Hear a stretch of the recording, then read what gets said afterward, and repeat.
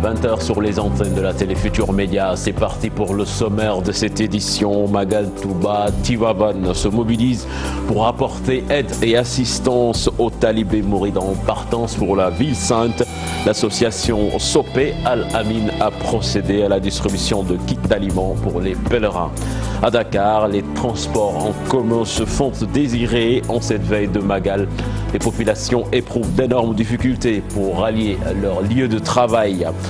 La cathédrale de Kaolack en proie à une série d'actes de vandalisme ces derniers jours. Des statues, des affiches et autres objets de culte ont été brisés, suscitant une vive indignation. Et puis, éliminatoire CAN 2019, Aliou Cissé reconduit pratiquement les mêmes, à l'exception d'Alfred Ndiaye, suspendu pour le déplacement en Guinée équatoriale. Vous l'entendrez dans ce journal.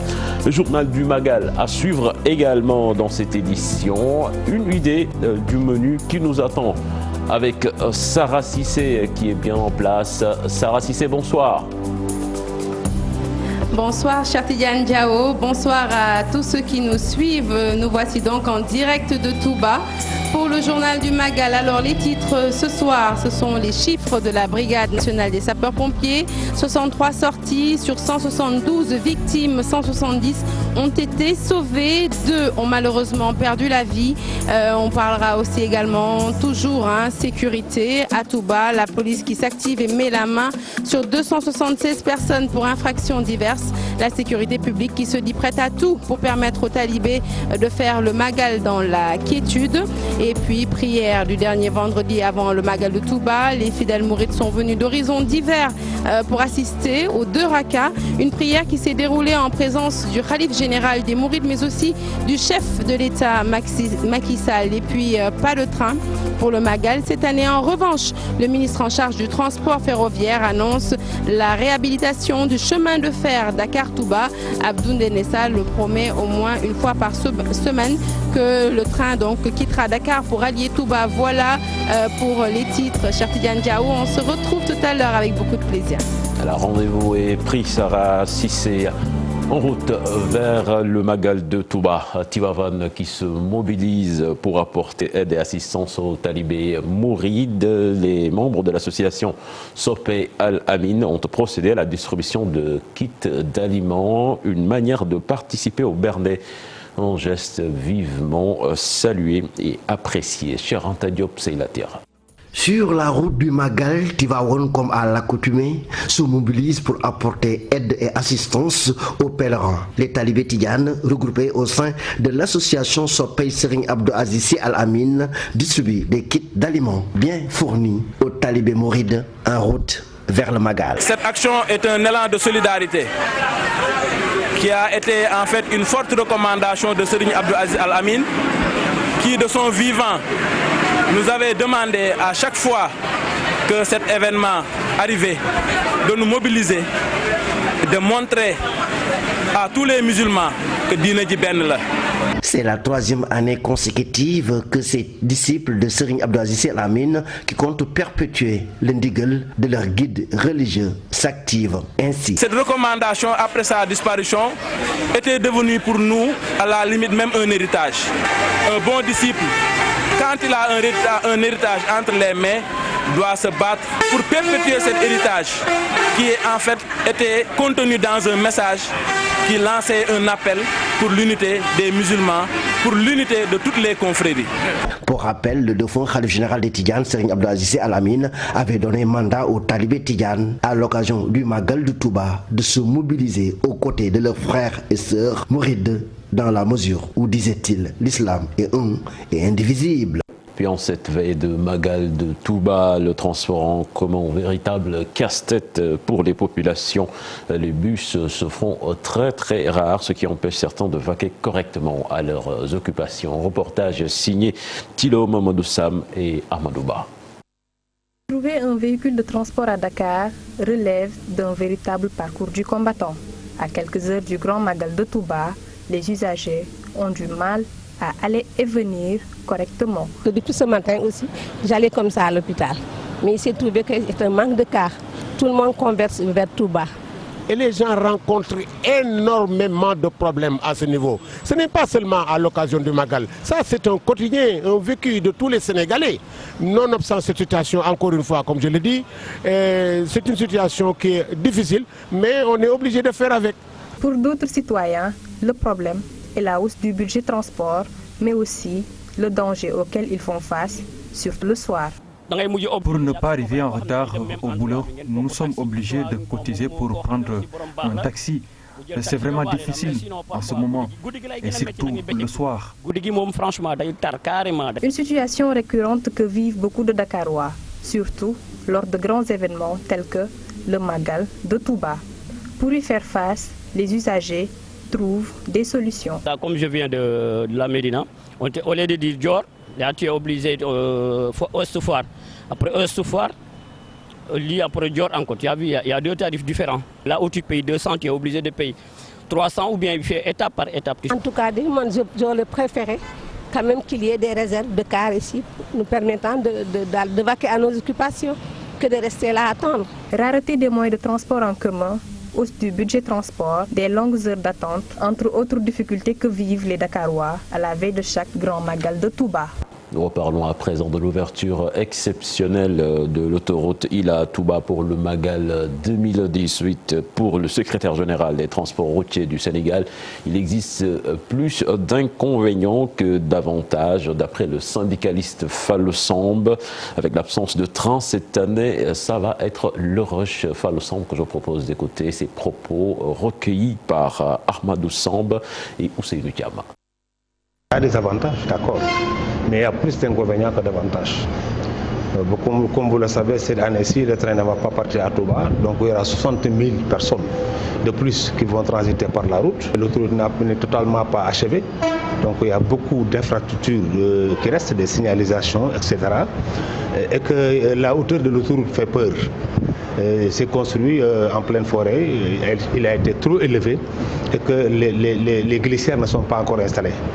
Donc ça peut donner des avantages pour les voitures particulières, les voitures, des voitures particulières en général, mais pour les véhicules de transport en commun, je crois que ça peut causer beaucoup de désagréments, car ces véhicules ne sont pas totalement aptes pour pratiquer l'autoroute, parce que quand on tombe en panne en pleine autoroute, on risque de créer non seulement un embouteillage, mais de télescopage même. Donc c'est ça que nous craignons. Donc si par exemple on avait des véhicules aptes pour ne pas tomber en panne sur l'autoroute, là on pouvait vraiment dire que ce serait un avantage. Nous parlons de toute autre chose à présent avec la cathédrale de Kaolack qui a connu ces derniers jours une série d'actes de vandalisme. Des statues, des affiches et d'autres objets de culte ont été brisés, suscitant une vive indignation du curé et au sein de la communauté chrétienne de Kaolack. Les détails dans cette correspondance signée Ibrahima Diamé. Le curé de la cathédrale Saint-Théophile de Kaolack n'en revient pas. La série d'actes de sabotage et de vandalisme perpétrés sur les objets sacrés de l'église ont outré les fidèles et profondément choqué le maître des lieux. Le fait est plus que regrettable, il est condamnable de toutes les condamnations possibles. En l'espace d'une semaine, notre église cathédrale a fait l'objet d'attaques et de destruction d'objets de culte répétés. 4 statues ont été brisées et de manière violente qui frise la haine et avec des propos hostiles. À la suite de cet acte, la police a été saisie, mais suivant les explications du curé, le présumé auteur des faits serait un déficient mental. Aussitôt informé, j'ai saisi la police en la personne du commissaire central. Et celui-ci a dépêché une équipe pour venir faire le constat. L'auteur des faits s'était déjà enfui. Et le lendemain, encore, 19 octobre, entre 11h30 et 12h, il est revenu à la cathédrale. Et puisque le commissaire central nous avait suggéré, qu'en le voyant même en train de rôder dans les environs, on pouvait les informer pour qu'ils viennent le cueillir, c'est ce qu'on a fait ce 18 octobre-là. Et nous avons saisi la police pour venir le cueillir. Le dernier acte de sabotage commis sur les objets sacrés de la cathédrale de Saint-Théophile de Kaolack a été enregistré dans la nuit du 24 au 25 octobre, un geste vivement déploré par la communauté catholique. Et puis le député Malamine Gomis inhumé ce jeudi dans son village natal Simbanding Brassou. La population, dans toutes ses composantes, a fait le déplacement pour lui rendre un dernier hommage. On écoute ces hommes politiques, amis proches et parents au micro de Bakary Konté et Khalid Diamé. Oui. J'ai vu la mobilisation autour de lui et son engagement au service des populations. Et j'ai vu qu'il redistribuait tout. Parce que je l'ai rencontré dans beaucoup de cérémonies religieuses, notamment au Gamou de Karantaba au préalable, il y a 2 ans ou 3 ans, où celui qui avait pratiquement pris en charge, n'est-ce pas, tous les ravitaillements, riz, en bœuf, et c'est le marabout lui-même qui témoignait Kadjali Soli en sa faveur. Depuis lors, je chemine avec Malamine. Ce n'est pas une question de camaraderie qui existe entre nous, mais c'est une question de parenté, de frères. Vous l'avez dit vous-même parce que vous l'avez constaté. Ce que je remarque aujourd'hui sur l'homme, et je l'ai dit quand je suis arrivé ce matin, j'ai dit à toute la population de Goudomp, ce n'est pas Goudomp qui a perdu, c'est toute la région qui a perdu. Parce que je connais l'homme, je connais sa dimension sociale, ce qu'il est en train de faire. Au mois de Ramadan, il vient dans mon salon, il me demande de prendre une feuille et un bic, on fait la liste de ceux-là qu'il doit appuyer. Nous avons perdu un homme de valeur.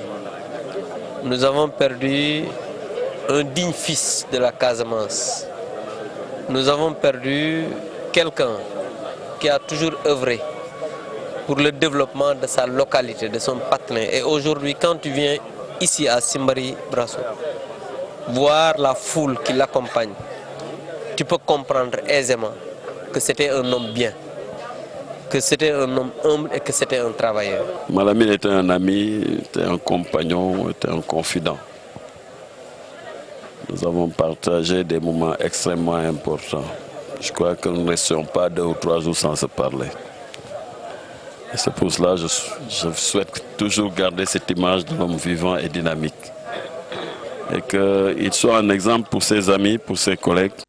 En politique, Maître Mam Adama-Gueye, initiateur de la plateforme de sécurisation du processus électoral, reste convaincu que les risques d'un hold-up planent sur la présidentielle de 2019. Il invite les citoyens à redoubler de vigilance pour contrecarrer le pouvoir actuel qui tient à truquer la joute électorale. Le leader de Avenir Sénégal Boubès était l'hôte d'Idrissa Seck du parti Réumi qui a bien accueilli l'initiative de la plateforme et invite Maître Mam Adama-Gueye à mieux l'élargir et la vulgariser.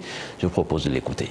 L'analyse que nous faisons sur les dangers qui pèsent sur le vote, sur le processus électoral, avec les différents signaux que j'ai signalés, que j'ai indiqués, à savoir la mainmise sur les réseaux sociaux, le contrôle de la presse publique, c'est déjà fait, la volonté de contrôler la presse privée avec un président docile du CNRA, le fait de vouloir tenir en respect des populations avec des dépenses importantes en équipement anti-émeute, la rétention des cartes. Et sur cette rétention des cartes, on vient encore d'avoir une information, c'est que pour essayer d'anticiper sur cette critique, on est en train de donner à des citoyens inscrits pendant la période de révision des cartes qui ne leur permettent pas d'aller voter. Il y a des Sénégalais qui étaient inscrits pendant la période de révision, à qui on délivre des cartes qui ne leur permettent pas de voter.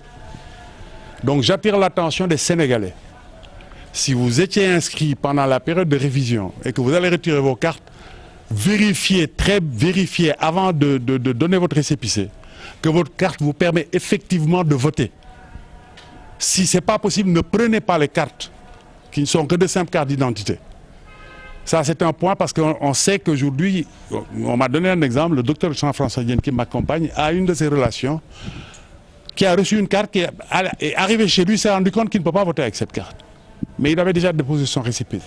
Et dans le cadre de cette plateforme, nous mettrons en place le dispositif approprié pour recenser tous les Sénégalais qui ont le récépissé et qui n'ont pas reçu leur carte et prendre les dispositions appropriées pour que l'État du Sénégal délivre ses cartes avant le jour du vote. Puis la société civile en activité en Casamance, Guinée-Bissau et en Gambie invite l'ensemble des acteurs de la résolution de la crise en Casamance à tenir des discours plus apaisés qui soient en phase avec l'accalmie en cours dans le sud du pays. Elle a fait cette invite en marge d'un atelier de formation des responsables d'une trentaine d'organisations. Suivons à ce propos leur porte-parole interrogé par Boubacar Diassi. C'est un atelier sous-régional de plaidoyer sur les techniques de plaidoyer pour la paix en Casamance. Sur le plaidoyer dans sa globalité, les outils de plaidoyer, les concepts de plaidoyer, mais également l'élaboration de messages. Parce qu'aujourd'hui, nous vivons une situation d'accalmie. Donc le message d'aujourd'hui des organisations ou bien des acteurs doit être en corrélation avec la période à laquelle nous vivons. Donc ce n'est plus les années de 82 où nous étions dans un conflit avec affrontement. Nous sommes dans une période d'accalmie. Donc le moment est venu, tant on le demande au niveau de la société civile, qu'aujourd'hui qu'il nous faut poser des actes qui accompagnent, qui encouragent. Pas de poser des actes qui découragent ou bien qui créent d'autres tensions.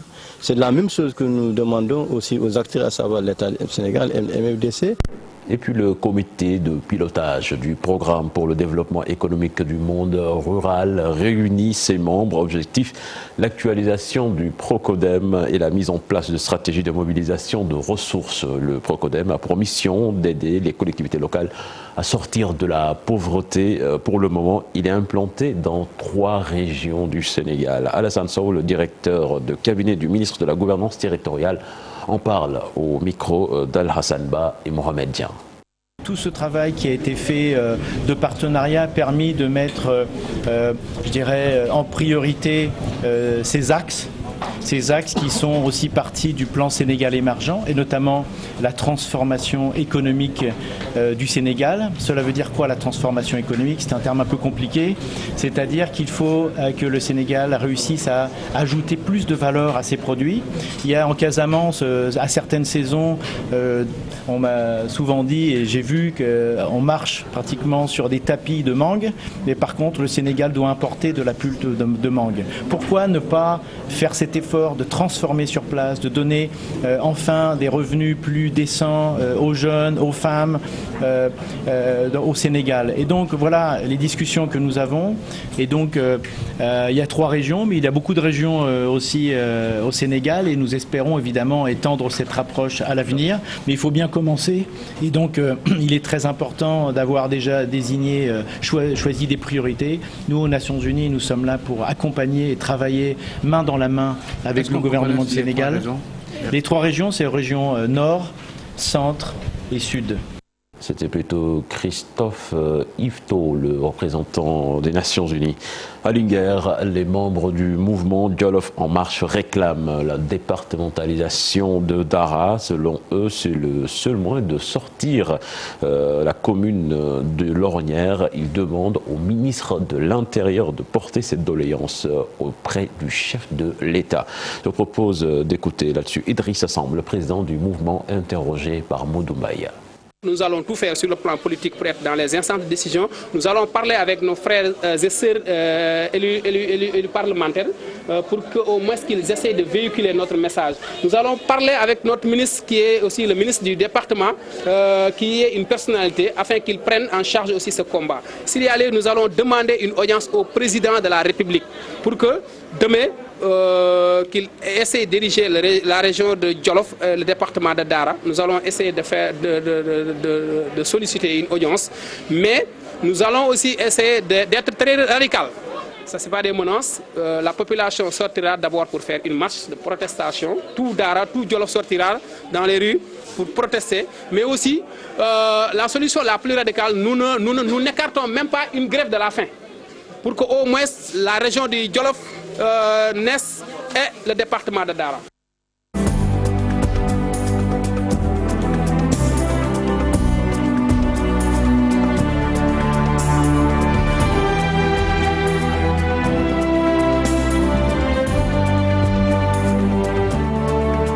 Aliou Cissé qui a publié sa liste de 23 lions pour le déplacement du Sénégal en Guinée équatoriale. Un seul changement majeur, c'est Hassan Djoussé qui prend la place d'Alfred Ndiaye suspendu. Nous écoutons les explications de l'entraîneur national qui faisait face à la presse ce matin. Il est interrogé par Cheikh Diop. 23 joueurs nous convoqués, mais 7 réservistes. J'ai convoqué 23 joueurs et 7 réservistes. Moussa Wagé, Adam Bang, Pape Djibril Diaw, Famara Diédhiou, Krépin Diatta. J'ai maintenu les 23, sauf que Hassan Djoussé a remplacé Alfred Ndiaye. Et je suis très confiant. Même si on est qualifié, les rencontres internationales sont des matchs à enjeu. L'objectif est de terminer premier. L'équipe nationale du Sénégal va terminer premier pour le Bobo.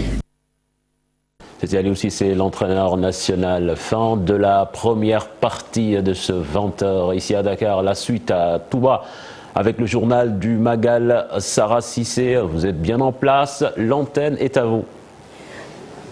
Merci beaucoup, cher Tidiane. On se retrouve demain avec beaucoup de plaisir. Et c'est parti pour cette édition spéciale en direct de Touba, la ville sainte. Un journal que nous ouvrons donc avec ces 2 personnes qui ont perdu la vie dans un accident de la circulation. Selon la brigade nationale des sapeurs-pompiers, elle a effectué 63 sorties avec 172 victimes. Les 170 ont été sauvés. Donc vous voyez donc les images de l'accident. Et malheureusement, 2 personnes y ont perdu la vie. Et nous restons toujours dans le domaine de la sécurité dans la ville sainte, cette fois-ci pour parler de la police qui s'active et met la main sur 276 personnes pour des infractions diverses. De la drogue a été également saisie lors des opérations. L'objectif, selon le directeur général de la sécurité publique, est bien permettre aux talibés de faire le Magal dans la quiétude. C'est un reportage, il est signé Mamadou Fall. L'opération de sécurisation du Magal de Touba édition 2018 a bien porté ses fruits. 276 personnes ont été interpellées pour divers délits. Entre le 10-2018 et le 25-10-2018, 276 personnes ont été interpellées. Parmi ces personnes, en fait, ont commis divers délits, donc des infractions d'origine diverse. Ces infractions d'origine diverse concernent la détention et le trafic de chanvre indien, la détention de produits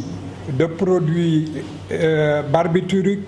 Des saisies ont été également effectuées, mais aussi des interventions procédées dans le cadre des accidents constatés. Pour la quantité de drogue saisie, pour le moment, il y a 2 kg 250 et 27 cornets de chanvre indien. Pour les accidents constatés, il y a 31 accidents, dont 22 dégâts matériels, 8 corporels et 1 mortel. Pour les pièces saisies, c'est-à-dire les pièces afférentes à la conduite des véhicules, il y a 530 pièces saisies. La sécurité nationale étant de mise, le commissaire rassure et souligne que toutes les dispositions sont prises pour faire face à n'importe quelle situation. Il y a une donne sécuritaire également que nous avons prise en compte et dont je me garderai de livrer ici sa constitution organique, mais comme vous le savez, nous sommes dans un monde caractérisé depuis un certain nombre d'années par l'insécurité que beaucoup de gens appellent terrorisme. Faire du Magal de Touba un événement sans crainte, un lieu où les talibés vaqueront à leurs occupations dans la quiétude est l'objectif visé par la police. D'importants dispositifs ont été déployés pour le bon déroulement du Magal de Touba. Et pour être complet sur la sécurité ce soir, sachez que le président de la République a donc procédé à l'inauguration de la caserne 2, la gendarmerie de Touba. Nous parlons de la prière, comme vous le voyez donc sur ces images. Merci pour la photo. Nous parlons à présent de la prière du vendredi, du dernier vendredi avant le Magal. Les fidèles mourides donc sont venus d'horizons divers pour assister à cette prière de 2 rakas au niveau de la ville sainte. Une prière qui s'est déroulée en présence du Khalif général des Mourides, Serigne Mountakha Ibn Bachir Mbacké, mais aussi du chef de l'État Macky Sall. Les Sénégalais rencontrés disent avoir prié pour un Sénégal de paix et une élection présidentielle apaisée. Reportage signé Pape Faragning et Diafaraba. Vendredi, pas comme les autres, la toute dernière avant la célébration du Magal, la grande mosquée a refusé du monde à cette occasion. Même le président a participé à la prière en présence du Khalif général des Mourides. C'est normal de répondre à l'appel de Serigne Touba, surtout à ce jour saint.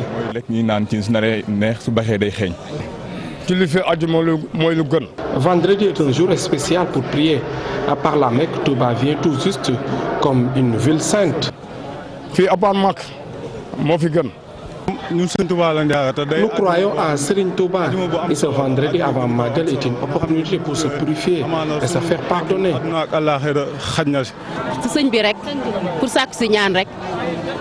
Des prières formulées pour le nouveau calife et à l'endroit des Sénégalais.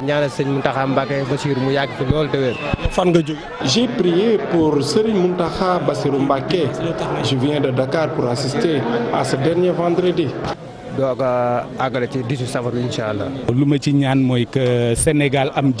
J'ai prié pour un Sénégal de paix, qu'Allah exauce aussi toutes nos prières.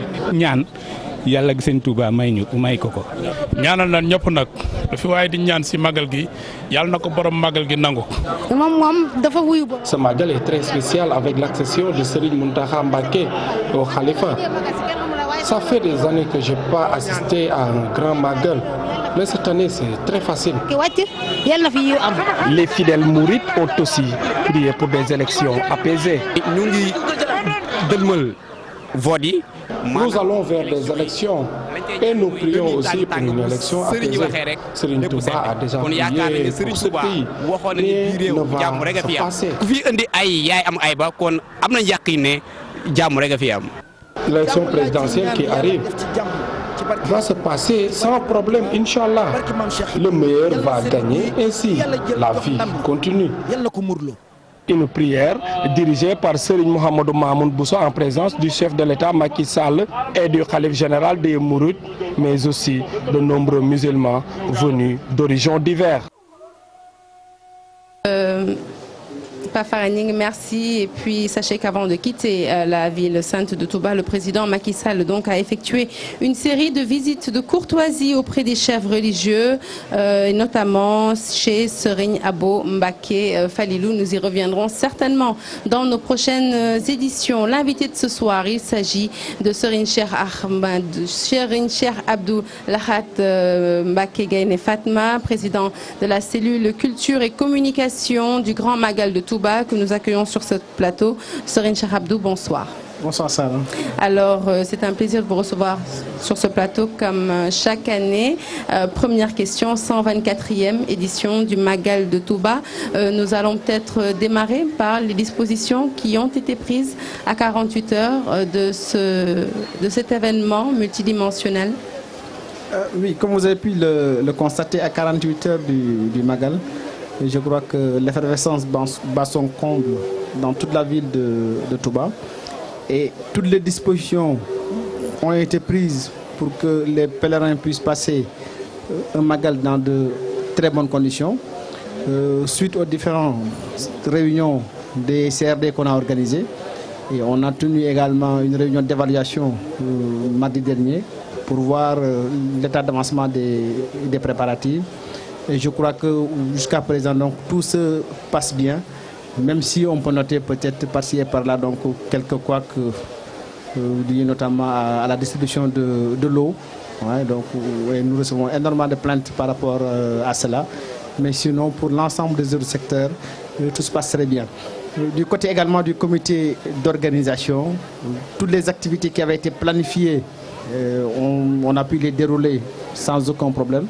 Et aujourd'hui, nous allons vers le grand forum sur l'éducation et également les conférences qui restent le jour du Magal et la cérémonie officielle. J'aimerais, si vous le permettez, qu'on s'arrête un peu sur ce problème de l'eau, parce que nous avons reçu le directeur général de l'Office national des forages ruraux il y a de cela 2 jours, qui nous annonçait qu'il y avait 5 nouveaux forages et que Touba s'acheminait en tout cas vers une amélioration nette de l'approvisionnement en eau.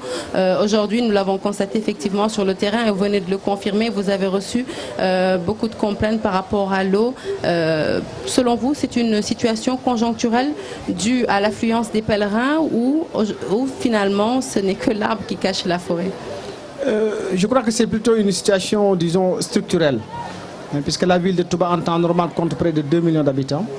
Et avec les grands Magal, c'est pas au moins de 5 millions qui se retrouvent dans la ville sainte pendant au moins 3 jours. Et je pense que les 5 forages dont il vous a parlé, effectivement, ont été injectés dans le réseau, mais aujourd'hui, force est de constater que ça reste insuffisant. Et l'autre problème, ce sont les fuites. On nous dit que 50%, disons, de l'eau part à travers donc des fuites, on les perd. Et donc, je pense qu'il y a lieu de revoir tout le réseau de Touba, qui quand même date de Serigne Fallilou dans les années 60. Et je pense que ça nécessite énormément d'investissement pour qu'on puisse vraiment sortir de cette passe difficile. Alors, j'aimerais qu'on revienne, Monsieur Mbaké, sur les dispositions prises. Il s'agit du premier Magal sous l'égide de Seigneur Muntaha Ibn Bachir Mbaké. Alors on le sait, les khalifs s'inscrivent toujours dans la continuité, mais on peut dire trivialement que chaque khalif a peut-être sa marque de fabrique. Est-ce qu'il y a des dispositions particulières qui ont été prises dans le cadre de l'organisation, en tout cas sous son égide? Oui, c'est un grand défi pour toute la communauté mouride et particulièrement pour le comité d'organisation. Puisque comme on a eu à le dire, Cheikh Mohamed Muntaha, c'est le talibé, c'est le fidèle, je dirais, en tout cas modèle parfait, qui a respecté la hiérarchie mouride, avec le respect dû à ses oncles qui étaient là, à ses cousins qui étaient là. Et aujourd'hui qu'il est à la tête de la communauté, donc nous tous, nous avons l'obligation, en tout cas, de l'accompagner, de le soutenir, et de le prendre comme modèle, comme exemple dans sa démarche. Et la particularité de Cheikh Mohamed Muntaha, c'est sa vision par rapport à l'éducation. Et c'est pour ça qu'aujourd'hui nous organisons un grand forum sur le projet d'université Cheikh Ahmadou Bamba, d'un coût de près de 37 milliards. Et aujourd'hui même, l'équipe qui a travaillé sur le projet a déjà fini de ficeler tout le programme et tous les textes également réglementaires relatifs à l'université ont été validés. Et aujourd'hui, donc, nous invitons un certain nombre d'experts pour plancher avec eux sur l'ensemble de ces documents-là. Et l'autre innovation, c'est nous comptons revisiter l'œuvre de Cheikh Ahmadou Bamba dans sa globalité. Nous allons également parler des différents khalifes qui ont précédé Cheikh Mohamed Muntaha, avant de parler de Cheikh Mohamed Muntaha lui-même, en tant que talibé, en tant que fidèle, en tant que modèle pour toute la Oumma islamique. Et nous avons aussi insisté sur les pôles de développement spirituel et économique qui ont été créés par les chefs religieux mourides depuis les années 1910. Alors, dispositions particulières prises par rapport à la presse. On sait, chaque année, ce sont des centaines, je dirais même peut-être des milliers de journalistes qui convergent vers la ville sainte. Est-ce qu'il y a cette année des dispositions particulières qui ont été prises justement pour leur faciliter leur travail? Oui, pour la presse, nous avons limité les accréditations à 1000. À un moment, on était à 1300. Et maintenant, on a préféré donc les limiter à 1000 pour les mettre dans de bonnes conditions pour qu'ils puissent en tout cas faire leur travail de la meilleure des façons. Et à la date d'hier, on était à près de 900 qui étaient déjà sur place. Donc si vous voyez donc le travail colossal qui attend la commission. Et il y a une sous-commission qui s'occupe de l'hébergement, qui s'occupe de la restauration. On a aussi une dizaine de sites dans lesquels donc, sont répartis ces journalistes. Et je pense qu'ils sont quand même dans des conditions, je dirais, acceptables. C'est difficile, puisque c'est le Magal. Avec la chaleur, avec le manque d'eau, c'est quand même relativement difficile.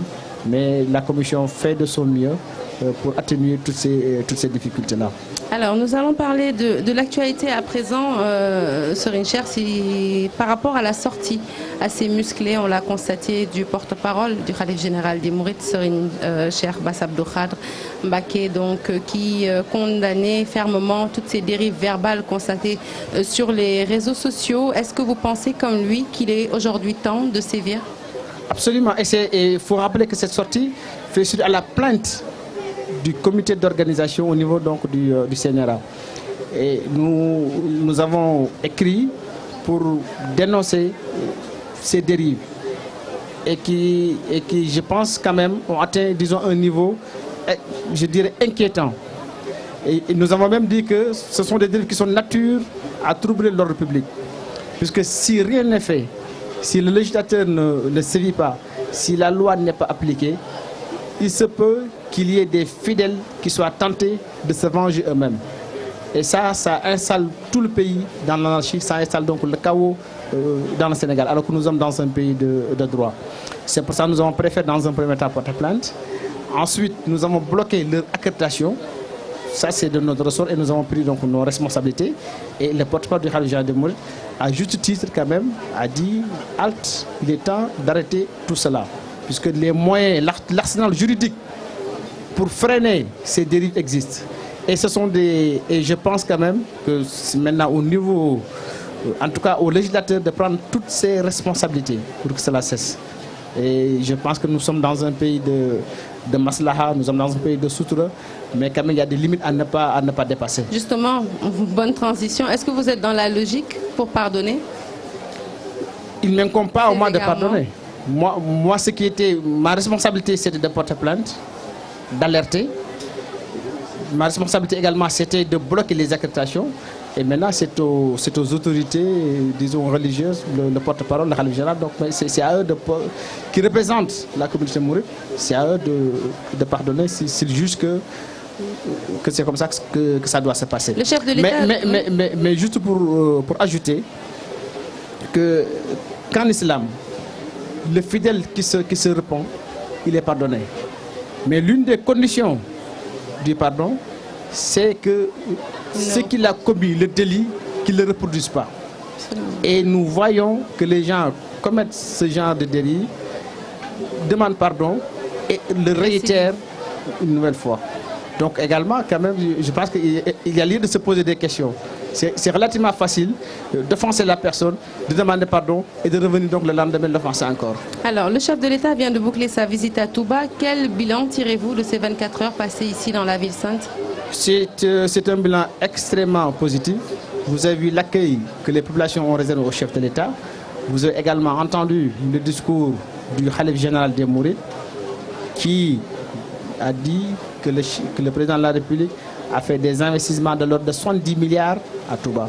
Et je pense quand même que ça c'est extrêmement important.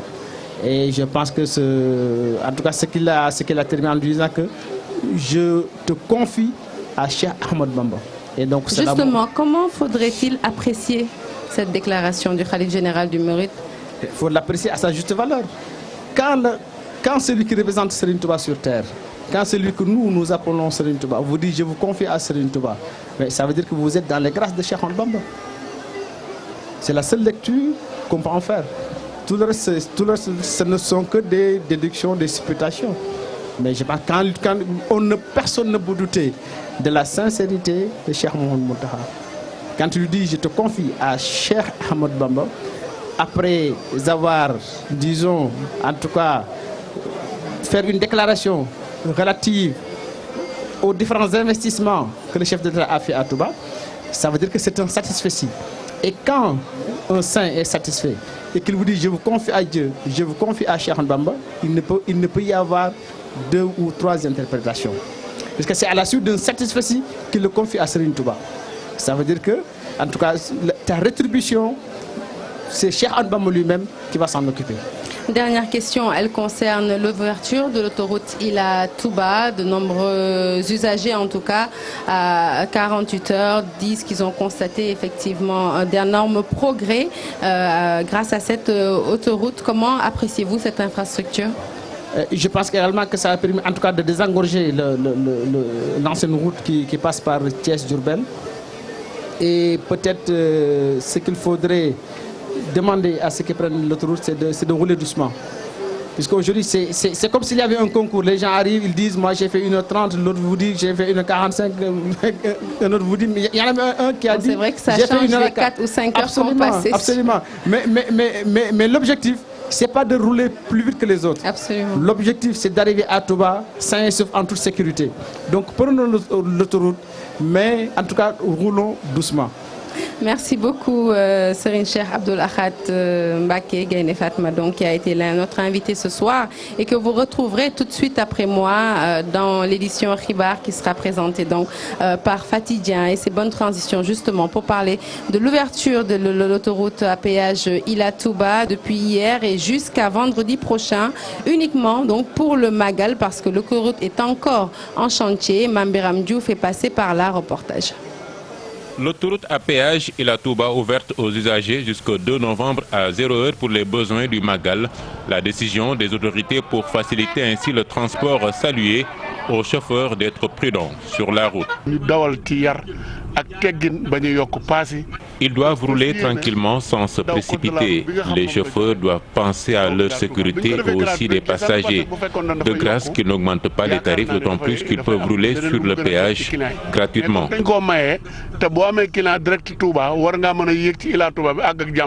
À partir de ce croisement peuvent prendre le péage ceux qui viennent de Thiès, de Khombol. Les mesures de sécurité aidant, mais toutes pas encore aux normes, explique cet agent des travaux. Il faut donc redoubler de vigilance. Une fois arrivés à ce stade, ils peuvent prendre l'échangeur et puis tourner à droite pour aller à Touba. Mais de ce fait que nous devons essayer de comprendre le tableau. Parce que pendant la nuit, on peut dire qu'il y a un peu de danger, quoi. Mais en pleine journée, tout est OK, quoi. Il y a des gares dans les anciennes voies pour orienter les chauffeurs là où ils passent pour aller à Touba. Sur le parcours sont érigées des barrières, ce qui aide à maîtriser la divagation des animaux, même si par endroits existent des ouvertures sécurisées en permanence contrôlées. C'est vrai qu'il manque des panneaux de signalisation. Ces panneaux qui existent sont installés dans des endroits qui nécessitent quand même qu'on oriente les automobilistes. Vigilance et rigueur au volant sur l'autoroute à péage Ila-Touba. L'infrastructure routière presque flambant neuve pour offrir toutes les normes de sécurité, y compris l'éclairage sur les différents axes. Voilà, donc, et juste un rappel, comme vient de le faire le président de la cellule culture et communication du Grand Magal de Touba, Serigne Cheikh Abdou. Ceux qui nous regardent donc ce soir, prudence et de mise sur cette autoroute à péage qui, il faut le dire, a soulagé beaucoup les usagers. Nous restons dans le secteur des transports, cette fois-ci pour parler du ministre de la Jeunesse qui trouve tout à fait normal, le ministre en charge du transport ferroviaire, Abdou Ndéné Sall, qui se prononce donc sur l'interdiction du train ici à Touba. Abdou Ndéné Sall promet en revanche la réhabilitation du chemin de fer sur l'axe Dakar-Touba. Nous l'écoutons au micro de Chérif Dia. Pas sécuritaire parce que quand même il y a une dégradation de voie qui est vraiment importante. Il faudrait de gros moyens pour pouvoir faire ça. Le temps nécessaire qui restait au Magal ne suffisait pas pour faire ces réparations. On préfère les réparer et reprendre le transport ferroviaire vers Touba et de manière plus périodique. Quand même, ne pas attendre simplement le Magal de Touba. On essaiera de faire un transport sur Touba chaque vendredi au moins, avec le gros projet qu'on a, parce qu'actuellement nous avons 500 milliards pour réhabiliter le Dakar-Bamako, le projet mythique intégrateur entre les deux pays. Nous avons 500 milliards pour réhabiliter à neuf pour que ce chemin de fer centenaire puisse revivre encore 100 ans. On est un État responsable, on n'est pas comme l'ancien régime le bateau n'était pas apte pour relier Ziguinchor, ñu bàyyi ko mu dem ba 1800 personnes loru ci. Et retour à l'actualité politique, cette fois-ci pour recueillir la version du ministre de la Jeunesse, Pape Gorgui Ndong, qui trouve normal le discours du président Macky Sall, qui a sollicité des prières auprès du Khalife général des Mourides pour sa réélection. Pape Gorgui Ndong magnifie les propos élogieux de Serigne Mountakha Mbacké à l'endroit du chef de l'État. Je vous propose de l'écouter toujours au micro de Chérif Dia. Il a le droit aussi, en tant que candidat, futur candidat, à sa propre succession, de solliciter auprès de son guide religieux des prières pour sa réélection. Et nous y travaillons, nous-mêmes en tant que talibés, nous sommes venus solliciter auprès du Khalife général des Mourides des prières. La mise en œuvre du plan Sénégal émergent dans sa première phase a vu le Sénégal arriver à 7,2% de croissance.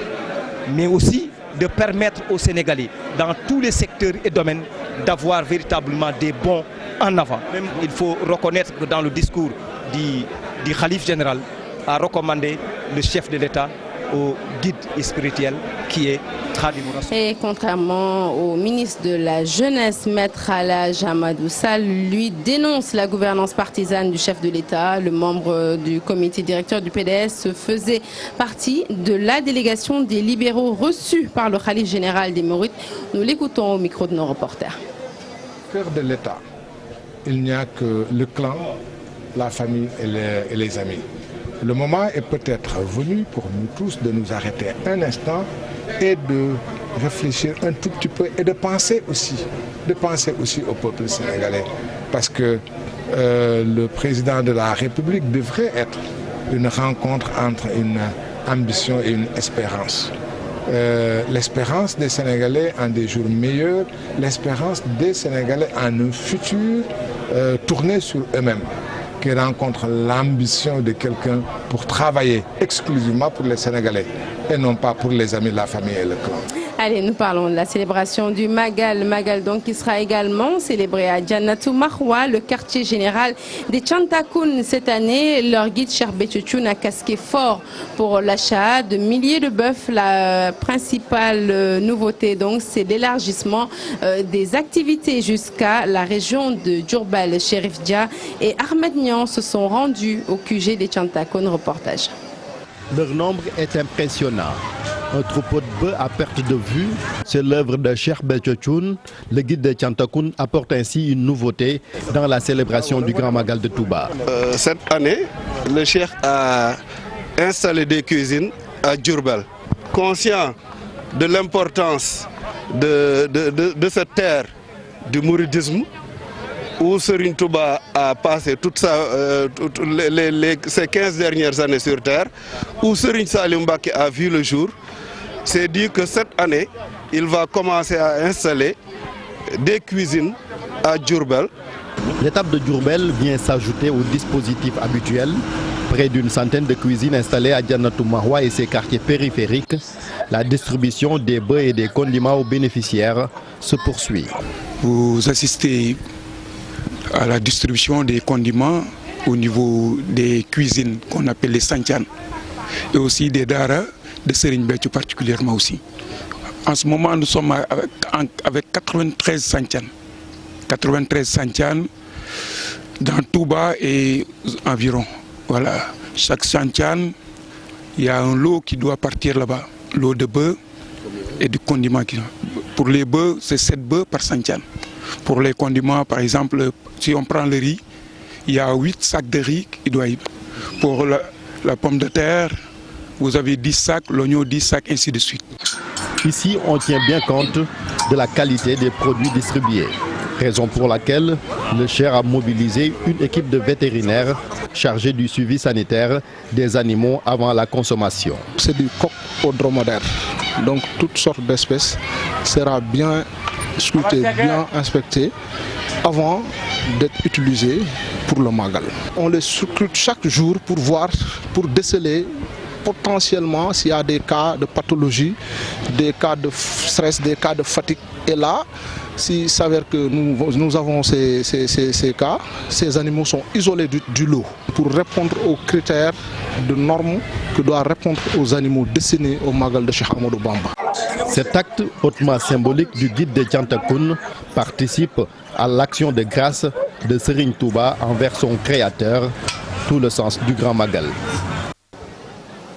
Et voilà qui met fin à cette édition spéciale en direction de Touba que je suis ravie de vous avoir présenté tout de suite après moi. Retrouver la grande Fatidien pour l'édition Wolof et un conseil avant de se quitter, prudence pour tous ceux qui prennent l'autoroute Ila Touba. Je vous retrouve demain avec beaucoup de plaisir. Tout de suite, place à Fatidien. Excellente suite des programmes sur la TFM. Excellente soirée.